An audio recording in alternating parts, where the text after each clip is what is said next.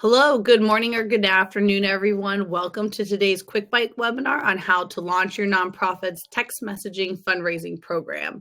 My name is Elise Haynes from TrueSense Marketing, and today's presenter is Katie D'Amico, Vice President of Media and Digital Operations here at TrueSense, and she has a lot to share with you about how to get those text message programs started.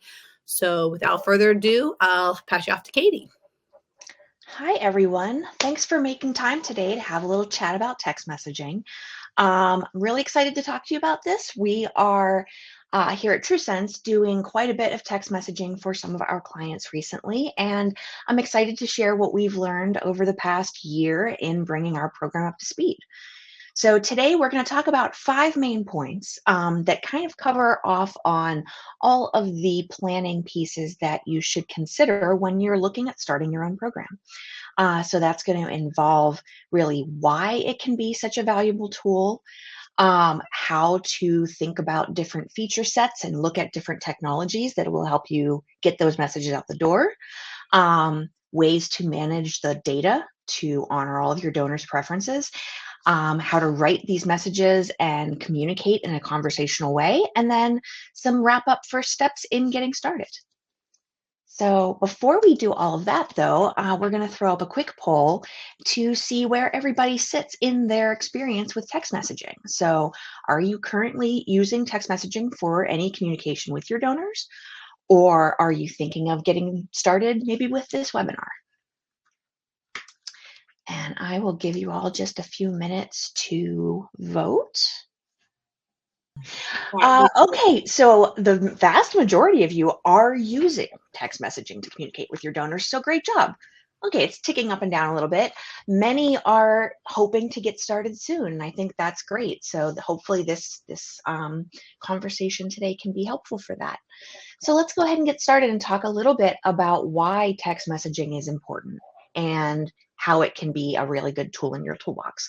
So some of you may have personal experience with your organizations in finding out how hard it is to reach your donors, especially digitally, more now than it ever has been before. So there are more rules and regulations in place about who you can contact and when. Users and donors and the public have more control over their data than they have in the past, which is a good thing. We all want to be able to be in control of who can see information about us, but that means that there are privacy protections in place that keep us as nonprofits from reaching as many donors as we might want to. Text messaging is relatively new in the grand scheme of ways that we reach donors, and it can be really powerful because it is so immediate. But it's really important to plan your entry into this channel very, very thoughtfully, since it is so personal to your donors. So some of the things that I just like to call out are some statistics that really point out how difficult it is to reach people. So over the past several years, we've seen decreases in several channels in response rates and in reach due to the way technology is changing, the way privacy rules are changing. In a lot of ways, it's great for users. It's tough for marketers.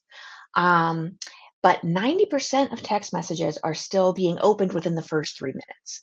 And that really is a stat that no other channel can match.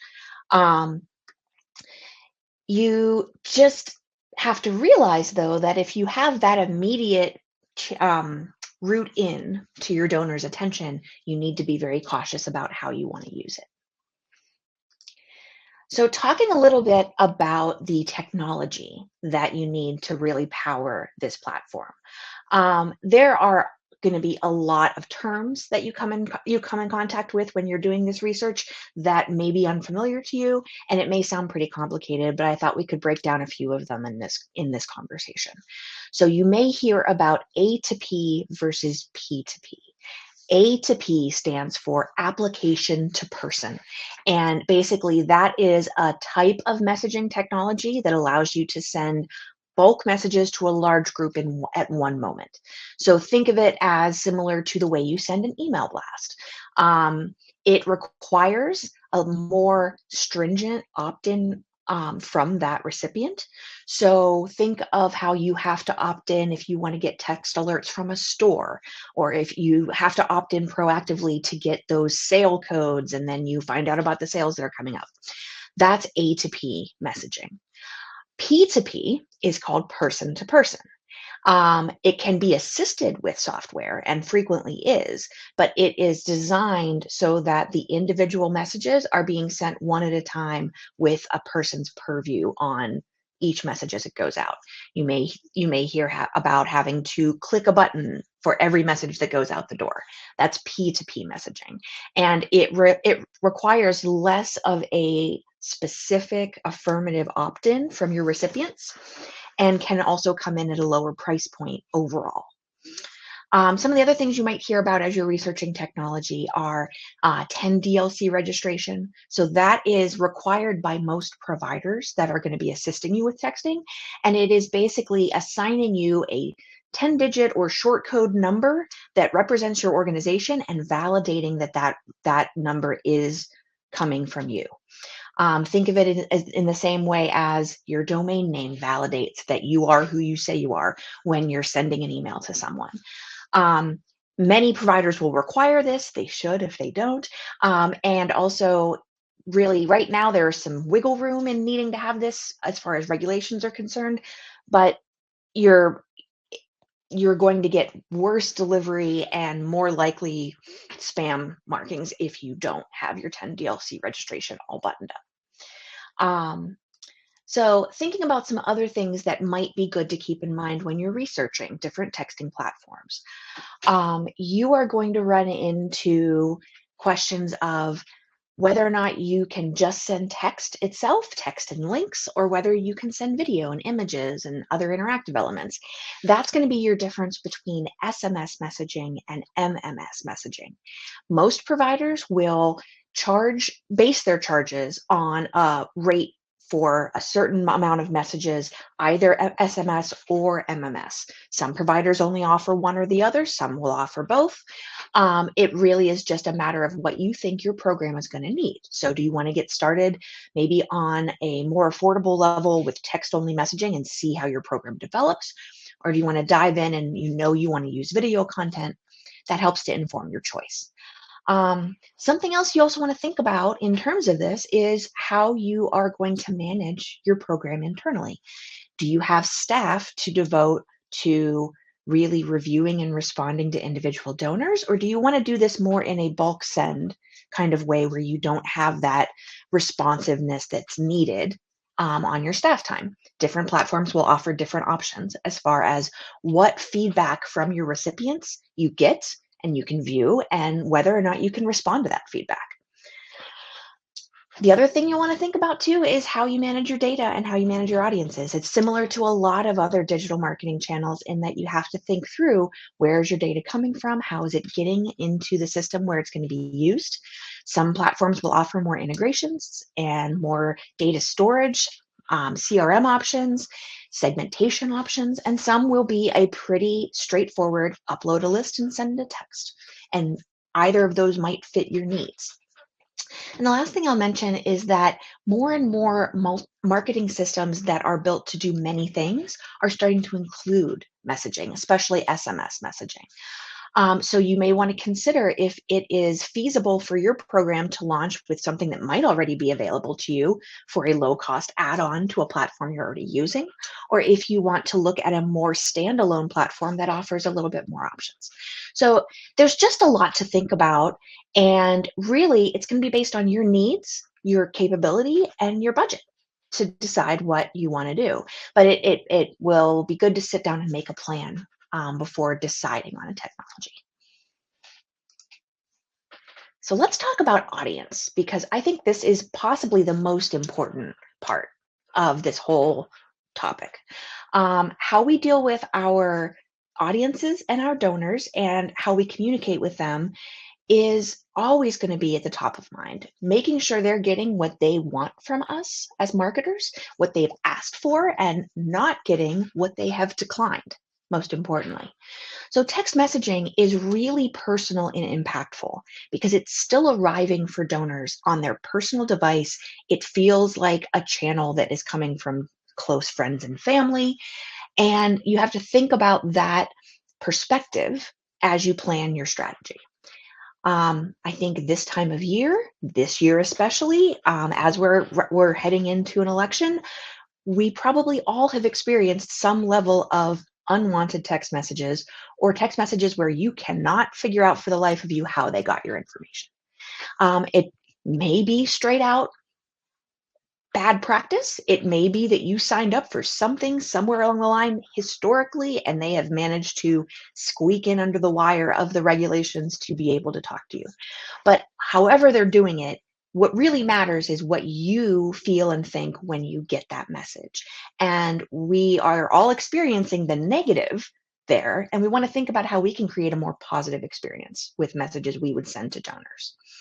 So I think it's keeping yourself in that mindset and really using a walk a mile in their shoes perspective on, would I want to get this information?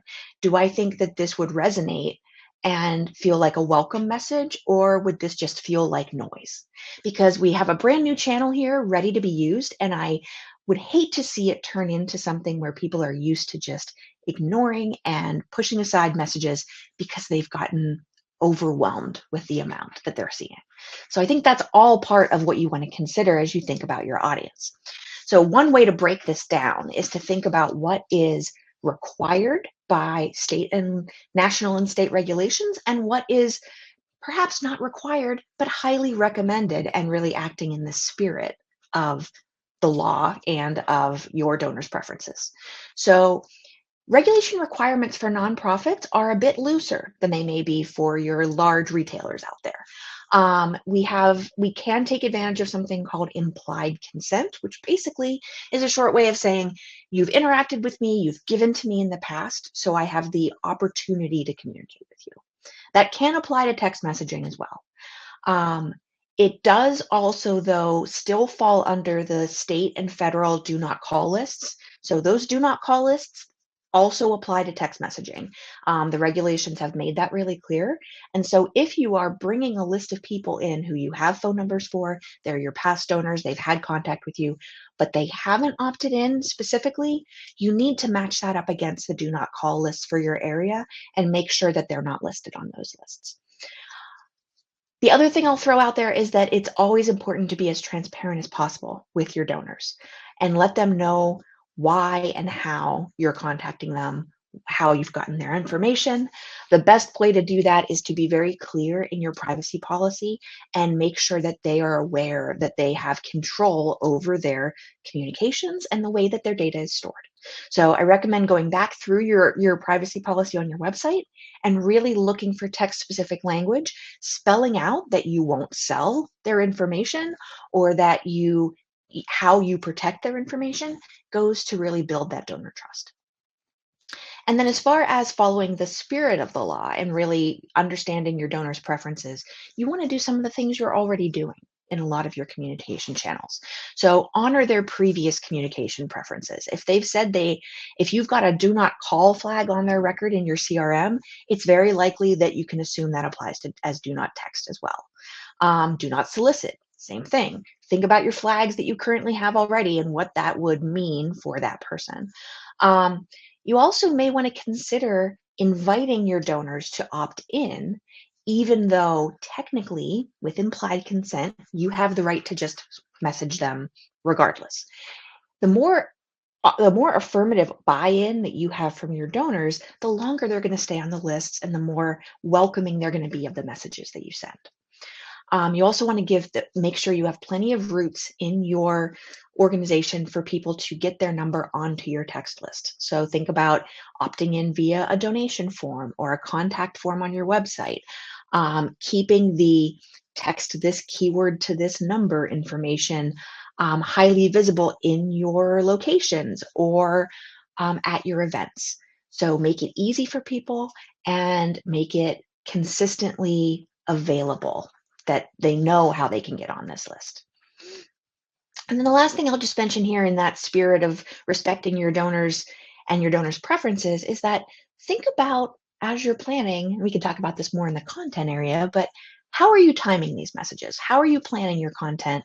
And is it going to make sense to your recipients why you're contacting them now and why you have their information in order to contact them? So again, it goes to that transparency model and really putting yourself in their shoes. So let's talk a little bit about content and messaging copy and how to be conversational.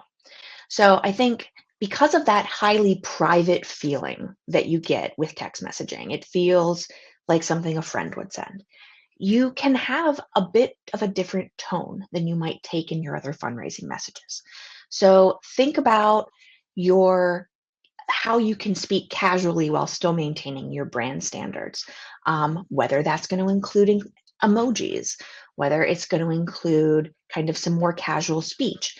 One of the things that you might want to think through is it's important to say who you are, especially early in your program when someone may not have your number saved in their contact list or recognize the number that you use. But also your full organizational name may take up a lot of characters in your message space and really not leave you a lot of room for your communication. So think about what your organization is called colloquially in your area. Think local, think how people talk about you, and try to use that type of tone. Also, it can be very helpful to establish early on a spokesperson at your organization who these messages are coming from. I recommend it be a real person and that it's somebody who may come into contact with donors in other ways as well. Maybe it's somebody who's very likely to be answering the phone when donors have questions, or somebody who's out in the community a lot. If they are willing to be the face, in a way, of your program, then you can develop a rapport by saying, oh, hey, it's Alex again, and I'm reaching out to let you know about this event. It can feel a little bit more personal, and also kind of combat that idea that these are just robotic, automated, computer-built messages going out to people. If your platform and the technology you choose allows for it and your data is clear and you're confident with it, use first names, pull in some merge fields, but also keep in mind that casual tone.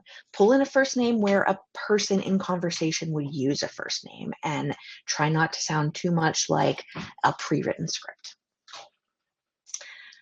So here's a few examples of some messages that we have executed for some of our clients with anonymized details popped in.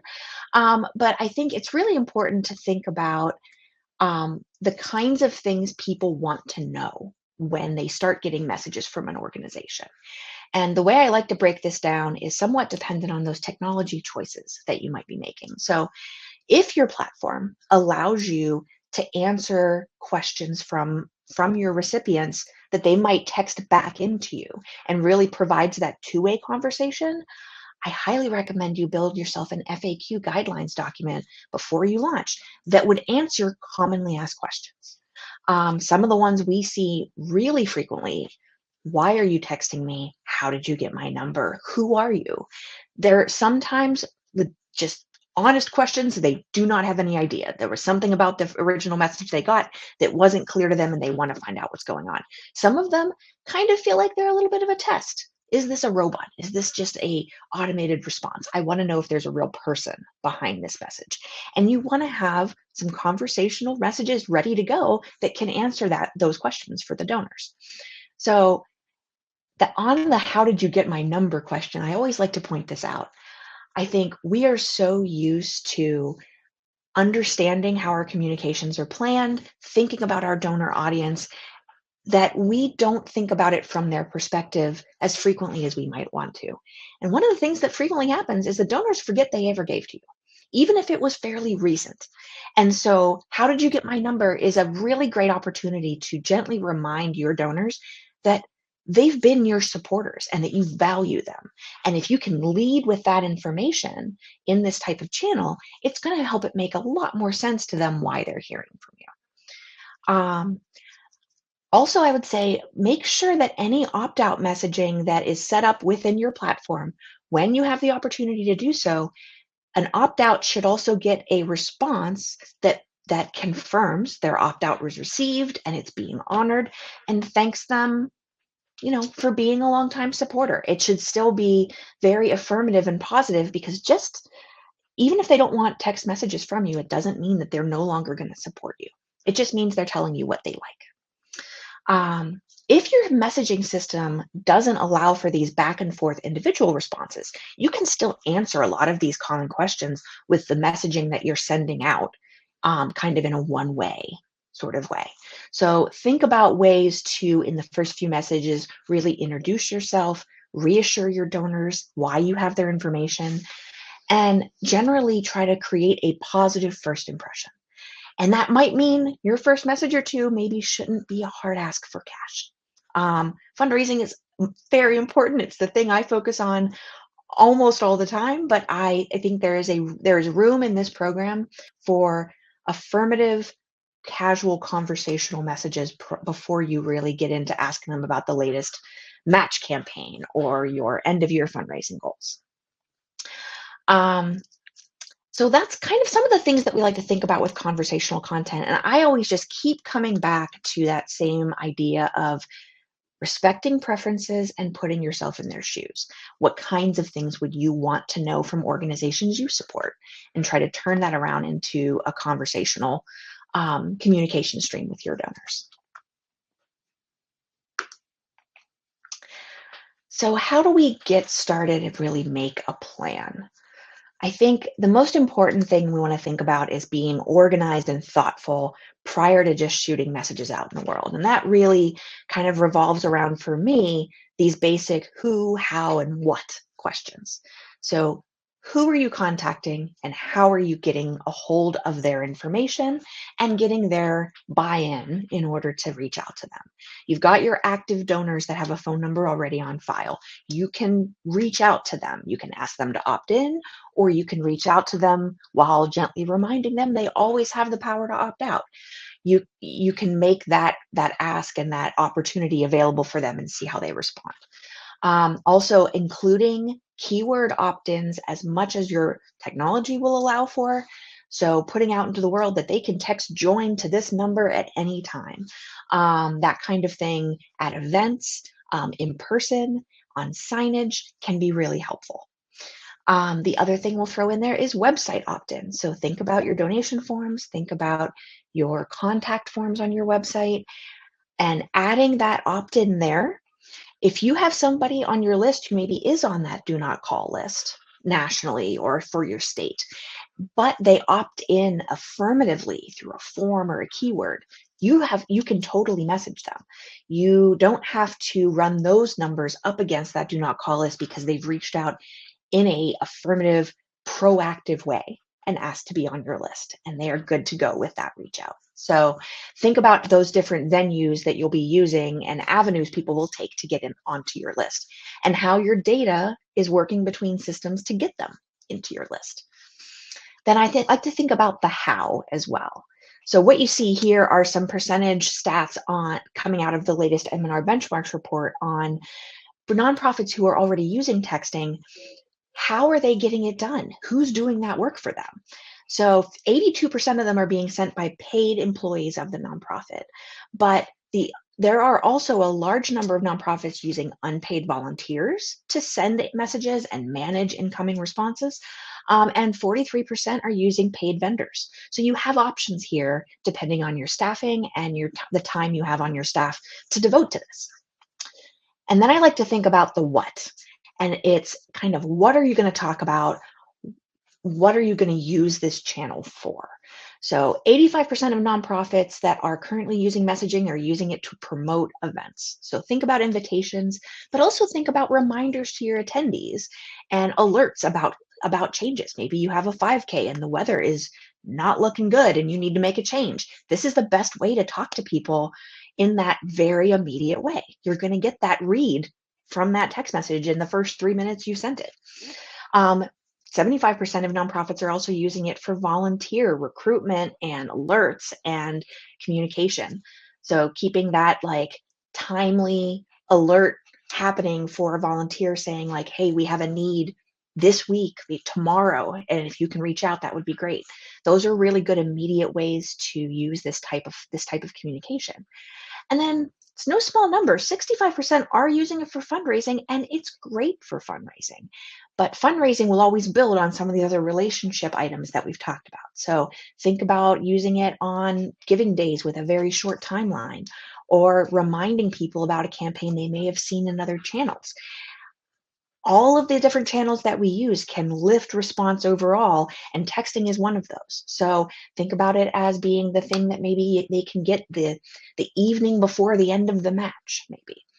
And also, it's a great way to thank your donors.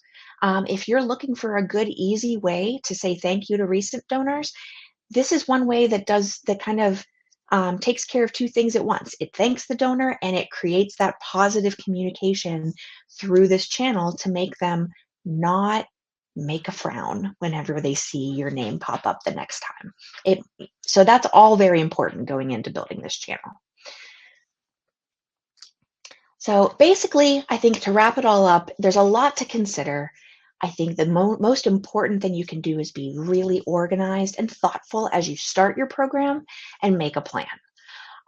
If you would like to get the slides for this presentation, you can scan this QR code and send the message into our platform, and you'll get back a response with the link to get this slide deck.